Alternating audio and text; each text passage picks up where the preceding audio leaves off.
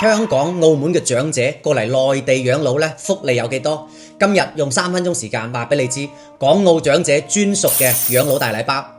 首先解決最頭痛嘅津貼問題啦，唔需要再兩地跑嚟跑去攞錢啦。喺廣東養老嘅港澳長者，打開呢個粵省市嘅 APP， 點擊呢個跨境養老，高齡津貼同埋長者嘅生活津貼呢，都可以直接轉入到你內地嘅賬戶嘅，仲可以揀微信紅包或者係電子存摺嘅。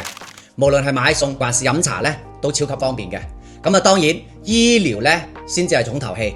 記住以下呢兩個神器：第一，長者嘅醫療包喺大灣區45間醫院呢都可以直接用嘅，連針灸啊、推拿啊都係可以用嘅。第二啦，港澳藥械通更加犀利啊！香港嘅常用藥喺港大深圳醫院呢就可以配啦。慢性病嘅復診呢，視頻就可以問診搞掂。如果遇到突發嘅急症呢，唔需要怕，打120要使錢，講聲呢個港澳居民啊，即刻就可以啟動呢個綠色通道，費用呢係行香港嘅保險直付嘅，唔需要墊錢，唔需要跑報銷。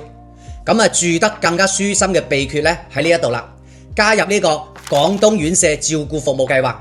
廣州、深圳15間養老院呢任你揀嘅，食宿同埋護理呢冚唪唥都係免費嘅。中意住家嘅朋友呢都唔好錯過啦！社區嘅長者飯堂3蚊雞就可以食2肉1菜啦。刷回鄉證呢仲可以領呢個智能嘅手環，假如呢唔小心跌親啊，佢仲可以幫你自動報警嘅。更加人性化嘅係水費、電費都仲有補貼，坐地鐵、坐巴士呢全部都係免費嘅。景點嘅門飛呢都係對折起嘅，相當於退休金啊多使咗30%啊。最後重點啦，所有嘅福利認準呢個粵港澳政務通小程序，點擊呢個長者服務做人面識別呢就可以認證啦。5分鐘生成呢個專屬嘅福利清單。